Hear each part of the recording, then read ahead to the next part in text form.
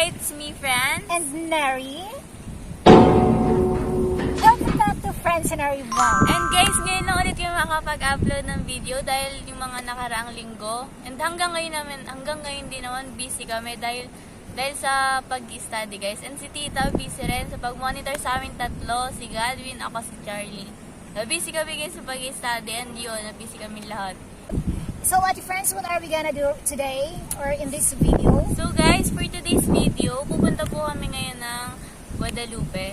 Nasa Cainta kami ngayon guys. So nandito tayo ngayon guys sa Cainta. We're going to Guadalupe kasi Ano gagawin ni Tita doon? Si Tita, ano yung gagawin ni Tita doon? guys, sobrang stress ko sa mga estudyante Yan. ko guys. Kailangan ko Yung buhok. binigyan na yung buko. So kailangan at namuti na yung iba. So kailangan nagpa-color ng hair, okay? Wala, may puti ka nga. Bawal yun. Ano ba yun?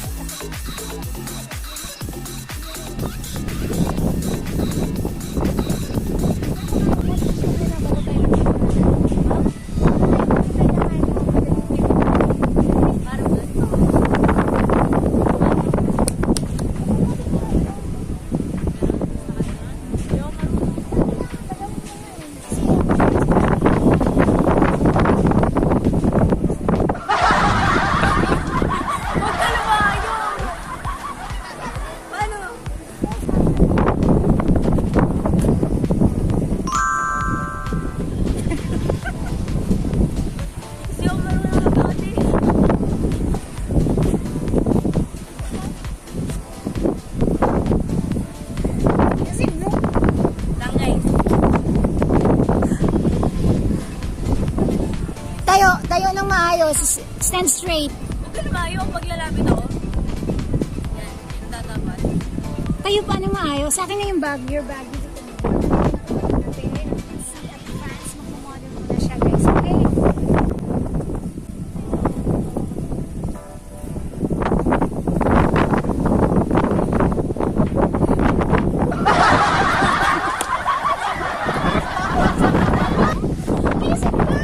Di ako.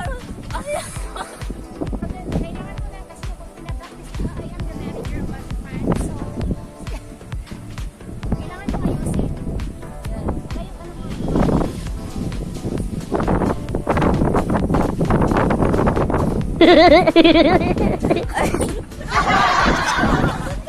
Hindi ka makita yung buo. Dapat yung pag-turn mo ng ano, dapat makita dito. Oh, dali. Guys, nag-aayos muna si Ate Friends ng kanyang shoes. So, please bear with us. Alright, so ready? Here we go. Friends of Friends in our vlog. Go Ate Friends. Ano ba yan? Straight face? Gusto mo yung... Pati si Kuya Jonathan. Ayaw mo na. Ayaw mo yan. Paano? Diyos ko. Paano natin yan? Dali na, go. Again guys, here we go. Ate Friends ng Friends in our vlog. Alright. Guys, ganyan katangkad si Ate Friends. Naka-shoes pa lang yan ha. Okay, so guys, here we go. Friends ng Friends in our vlog. Go.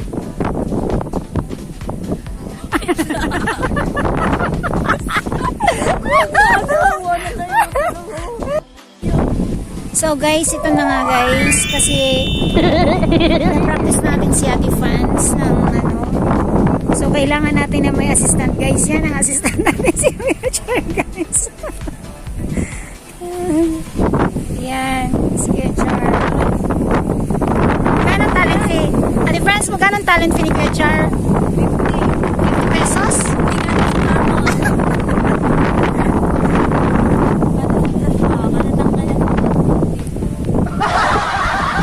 So guys, let's go na to Guadalupe kasi magpapakolor ako ng hair.